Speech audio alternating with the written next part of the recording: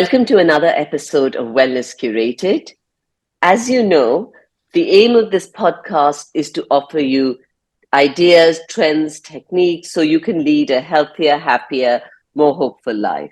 And today we're going to talk about something extremely interesting: money and relationships.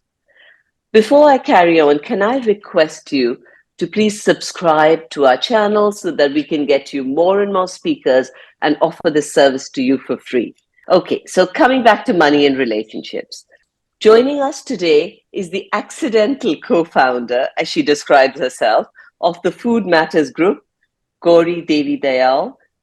And it's a business that she launched with her husband. And originally she was on a break from her tax consulting career, and she never went back. She set up The Table, she set up Mag Street, and a bunch of other things. She's also written this lovely book called Diamonds for Breakfast, where she shares tales from her restaurant industry adventures. Today, we're going to talk to Gauri about her experience of working with a partner, with a family member. Welcome to the chat, Gauri, and thank you for taking the time to be here with us today. Thank you so much for having me, Anshu. You're welcome. So, Gauri, tell us, now, you called yourself an accidental co-founder. That's what your website describes you as, of the Food Matters Group. Now, I know you've covered this in the book, but could you offer my readers and my listeners a little bit of an idea about why you called yourself that? Yeah, of course. So I actually, by my background, my education was in law, and my profession after that, my career for the next 9 years or so was actually as a chartered accountant. So I was working with one of the big four firms as a tax consultant. So, of course, the plunge into hospitality and having our own business was quite sort of conventional in a sense from what I was doing previously, and hence the title accidental entrepreneur. And it was actually my husband who was very keen to open a restaurant in Mumbai, and I started dabbling in it to help him out, and then realized that it was a full-time job. And that's when I, as you mentioned, planned to take a 1-year sabbatical, which is still going on in a way. So it just started like that you were helping him and that was it? In a way, I tried talking him out of it for the best part, because he wasn't actually from hospitality either. So it really felt like we would be the blind leading the lame. But, he was very keen, and it made sense for the, given the dining scene that was in Bombay at the time. This was back in 2008, 2009. And I actually got involved just helping on the financial and legal aspects, because that was my background. So it was meant to happen on the sidelines, just, helping to set up a business, the company, setting up bank accounts, just, helping with that part of it. Because for most entrepreneurs, they hate doing all of that nitty-gritty work, and that was something I used to do day in and day out. So that's how it was. That was supposed to be the extent of my involvement, but of course this idea and this project was sort of developing in my living room in a way, and so I keep my nose out of it, and eventually got fully involved. So I mean, your business is not just successful, it's hugely successful. I don't even live in Bombay, but every time I go there, I'll end up going to your restaurant. So tell me, how did you decide where to invest, what site to pick, what business to pick, what food to serve? How did you decide on all this between the two of you? So a lot of things were actually driven by what we wanted when we went out to dine, and we felt wasn't in the city. And in terms of the cuisine, Jay had just moved back from San Francisco. Jay is my husband. He had just moved back from San Francisco, and was really missing that flourishing food scene in Bombay. And Bombay really wasn't what it is today in terms of now you have restaurants opening every week. And I remember when we opened The Table, it seemed like it was after a long hiatus of restaurant openings, of new restaurants. So people were very keen to check out the new kid on the block at the time. And we opened in Jan 2011, so it's almost 13 years. So it was really driven. There were very few standalone restaurants. I think for the most part, people used to dine at 5-star hotels, and of course there was a limited number of hotels and a limited number of times that you could really go out to, dine in these restaurants. And I think it was driven by that gap, identifying that gap that really triggered this idea. And of course, being exposed to food. So I had moved back from London, Jay from San Francisco. We'd been exposed to so much out there that it just felt like the right thing to do. It made sense to bring some of that back. And in fact, our first chef was from San Francisco. And when people ask what that means and what was so attractive about that kind of food that we wanted to bring a piece of to Bombay, it's really about it's actually cuisine agnostic, and by that I mean that it's not any one cuisine. It's ingredient driven. It's a seasonal menu. It keeps changing, and it's really pretty freestyle. And I think that's the thing that we missed and wanted to bring to the city. Having said that, from the time the project started to the time the restaurant actually opened its doors, it went through several ups and downs and several modifications in terms of even the concept, etc. So a lot of that's written about in the book. But right, yeah. Yes. Is there a clear demarcation when it comes to money and investment decisions that one of you will make those and the other person will handle, say, operations? So I actually feel that the demarcation, if you're talking about from a business, in terms of the business, not the personal aspect. Mm-hmm. Yes, the business, yes. When it comes to the business, I actually think the demarcation is, it can go any which way, right? But given that my background was in finance and, like I said, law, and I was a sort of qualified accountant, obviously it made sense for me to handle the numbers. And it's something, I think I'm the only person in the company who doesn't get scared opening Excel spreadsheets. So, it made sense for me to do that. But I think that's more from a, execution standpoint. And I think that's where Jay and I really complement each other, because a lot of the sort of, I would say, the entrepreneurial aspects in terms of the ideas, the crazy ideas, in fact, are his, which then I helped to execute and, make happen in a realistic manner without kind of... In a sensible way, without going crazy. Without, keeping a check on budgets and making sure the paperwork is in order. And I actually find now, having worked together for so long, that I think those are the two demarcations. It's almost the creative versus the sort of, the execution part of it, that's it's the left and right brain. And the thing about restaurant operations are that it's huge. There's so many things to look after. And so when it comes to operations, again, we split it. We found our strengths over the course of the years, and that's kind of how we divide the work, divide and conquer. But it is true that we do have to find that sort of division of responsibility. But I think when it comes to important decisions, they're to a large extent made jointly, and that's how it needs to be. Okay. And do you keep, how do you handle personal finances? Do you keep it distinct from your business? What happens when there's a conflict of something? When you guys don't agree on something, does it go home with you? Oh God! If I had a penny for every time that's happened, I think that it is important to keep the personal and the business finances very separate. Of course, when we started the business, it was funded by us. So in that sense, we had kept aside a certain amount of savings in a way that we put into the business.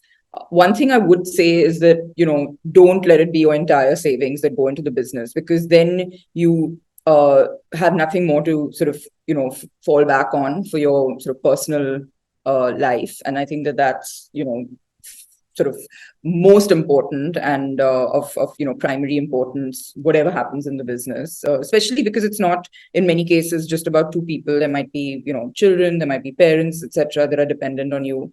So it was very important that we set aside an amount. And when we were setting out into this venture, because it was completely new to us, we made it very clear that this is the pool that you have to play with, and you make or break it in this. And I think that it's very easy to blur those lines. But me being the sort of anal accountant between us, I've tried to manage that really, really, to the best of my ability. But I think that it is important to keep them distinct and not dip into the two pools.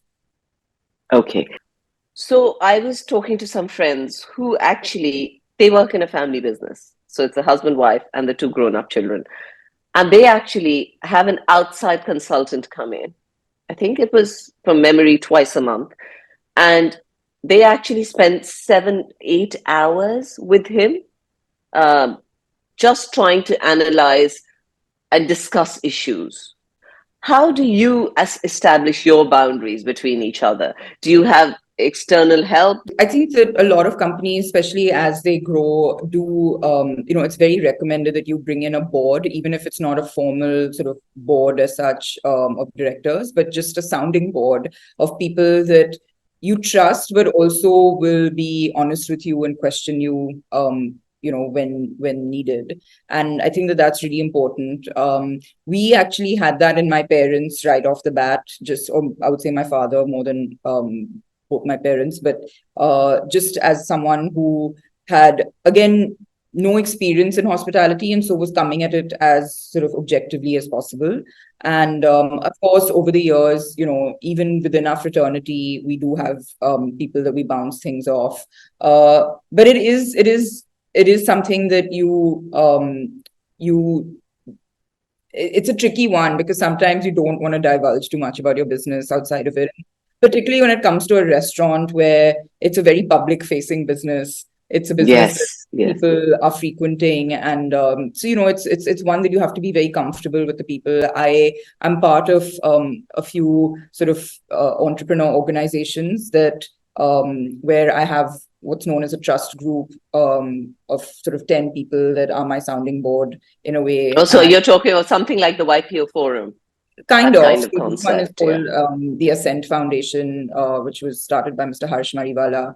And I've been a member of it for about 6 years now, and it's been fantastic because it's people from all different industries. There's no conflict, when you have your group, and everyone's sharing their experience. And I think that that's really important to have that, because you can get very, especially when you're working with your spouse, it's important to get that outside perspective sometimes. But tell me another thing. Do you feel like working with someone so close to you is work in progress still? Or do you feel like, no, because we have the same values, it came really easily? It's definitely always work in progress. And I think that it's not because we don't have the same values. I think it's just, that ability to separate work and home is one sort of big challenge that you have to very consciously make that effort to, manage that distinction. I think the other thing is that, we both got into this feeling very passionate about the idea.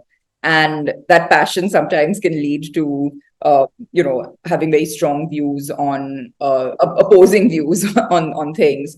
But I come back to that point of separating, dividing the responsibilities. And the way we do this is to say that, for example, marketing and PR might be my responsibility. So while Jay might have his views on that, the end decision is mine, and then there'll be something which is sort of, under his domain. I'll share my point of view with him, but then the final call is his. And I think as long as you respect that, and I think that, at some point there needs to be that trust, and hopefully who better can you trust than your spouse. So it's a double-edged sword, in the sense that it's probably the person you trust the most, but it's also the person that you can speak most freely with, and therefore can sometimes lead to those I guess conflicts. Yeah. And tell me, one of the things you said, to give people tools on how to work with someone they're close to, one of the things you said is learn to respect the other area, even if you don't agree. Any other suggestions or tools? Giving that space to each other is also really important, especially when you work together, right? Because otherwise you're with each other all the time. All the time, yeah, 24/7, yeah. And so I think giving that space, but I think respect of recognizing that, each one has their strengths, And that's why, you're working together. That's what they bring to the business, or to the home. And you have to, trust them to do what they're doing is in the best interest of, business or family. I think that's really important. And, respect also that if you have those conflicts and those tussles, that whether it's at home, you leave it at home. And if it's at work, you leave it at work. And it does take a lot of maturity. It does take a lot of, self-awareness, I think, is fair to say, to achieve that. So we all slip up at times. And I think the other thing I want to say, and I say this purely from personal experience, but I think it's fair to say this is one of the reasons we're still together 13 or whatever, 13 years later, is I think you need to identify, especially in a business like ours, which is, like I said, in the public eye and, in the press, and you need to identify who that spokesperson is going to be. Is it going to be one or the other or both? Right. And that you speak with one voice, because if you have both people sort of fighting to be in the limelight, the face of it, then I think that can lead to sort of ego clashes in a way, and that's usually the biggest cause of problems in between partners in a business. So you're saying just be very, very clear about every step of the way, even in terms of who's the face of the business, who's going to talk to the press. Just and respect was another big one. You said just make sure you trust, respect, and that managing egos by identifying who's sort of possibly going to be in the limelight more than the other. Okay. And when you're looking at, say, new ventures, or you're talking about scaling up, or even about moving in a different direction sometimes, because like you said, where you started with your vision board and what you landed up with was different. So how at those stages do you avoid conflict? I don't think the idea is to avoid conflict. I think it's important to have healthy debate and question each other, because a lot of times that idea gets refined through that discussion. But at the end of the day, if you have, and I'll be honest, like especially during COVID, when it was a really challenging time for us, financially, as well as things that we'd started out had to be shut down overnight and could not be resumed at any point. It really, and me being the sort of risk averse accountant, was just like, no, let's just sort of let's not make any new sort of investments at this point. Let's just stabilize the business. But there were other considerations. Either we had a property that was on rent, and we would either have to have returned it or done something with it, and which meant that we needed to make a decision one way or the other. I mean, there were times when I would have felt safer leaning one way, but then I think you can never really be an entrepreneur playing it safe. And this is where I sort of hesitatingly respected Jay's final decision on opening Mag Street Cafe, which is our a more casual format restaurant. And today we're on our third one now, so we're about to open the third one. So obviously something did go right that allowed us to scale that up. But it is something that you do question, especially when it's like in our case, it's two of us. We've grown this business slowly and steadily. It's not something that we've rushed to open 50 restaurants. And so it's still a very personal business for us. And I think that it's inevitable that you will question every time you're doing something new, because that just means more, more, you're taking on more on your plate in a way.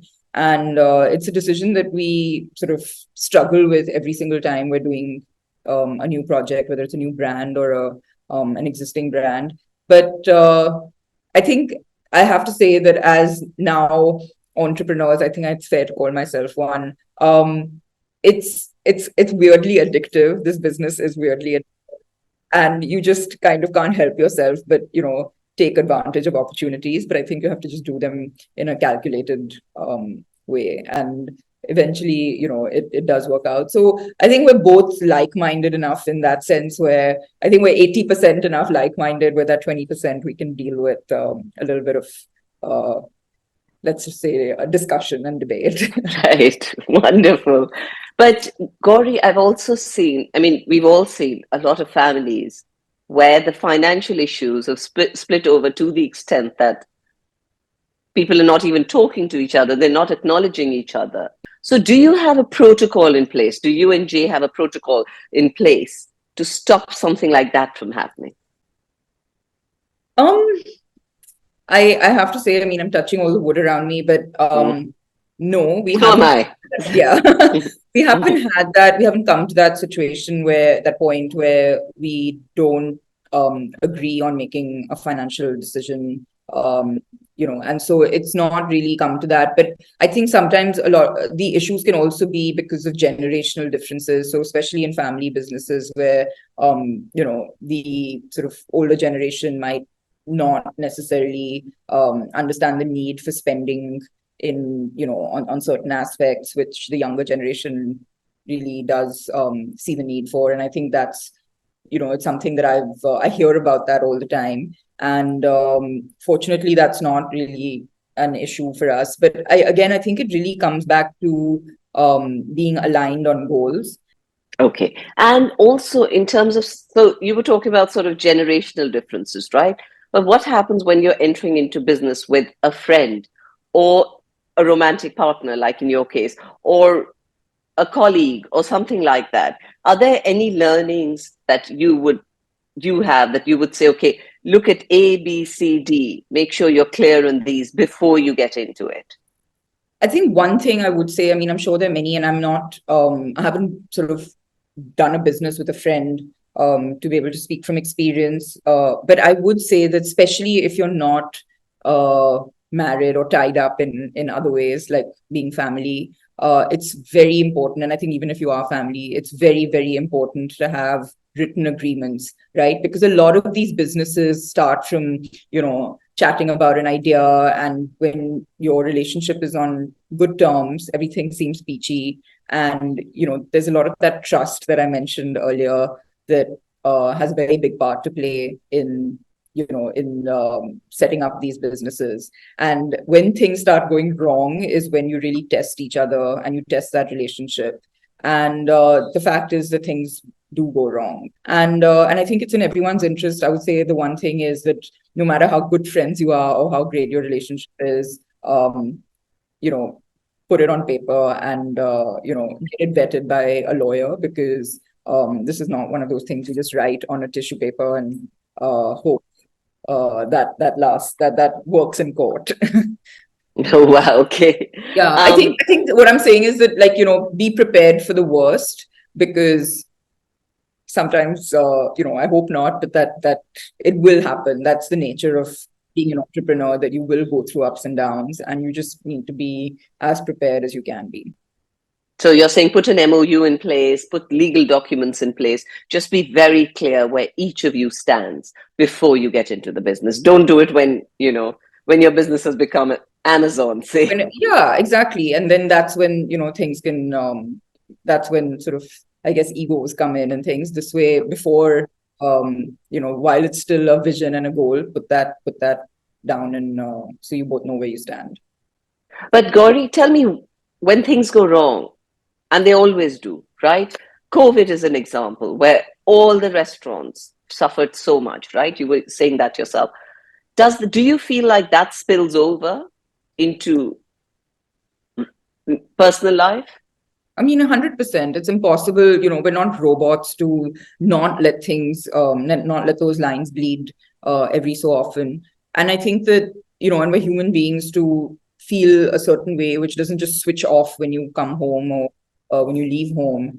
But I think it's one of the biggest realizations I had at one point, and this was actually not COVID related, but before COVID, when we had to close one of our restaurants. And I just thought that, it's the end of the world. People just think that, the table was a one-hit wonder, that, you're not really capable of opening multiple restaurants or managing multiple restaurants.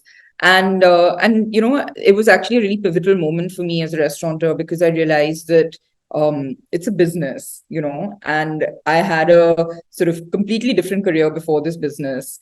And it's there'll be something next if this business doesn't, work out, and it doesn't define me for the rest of my life. I'm grateful to be doing something I love, but, it's not the be all and end all of me. And you have to take those challenges in your stride. So at the end of every chat, we do a rapid fire round to summarize the chat. So important things that anyone should remember before deciding to enter into a relationship that combines work and pleasure. Well, I think I've said this before, but I'm going to just say it again, is that divide and conquer. Okay. One way in which one can remember to check business at the door with your shoes or your coat when you get home. I'm still learning. I think just, it's not worth mixing the two. So yeah, and now we have a 10-year-old, so she helps to separate the two a lot. Lovely. A piece of advice you wish someone had given you when you decided to start working with your husband?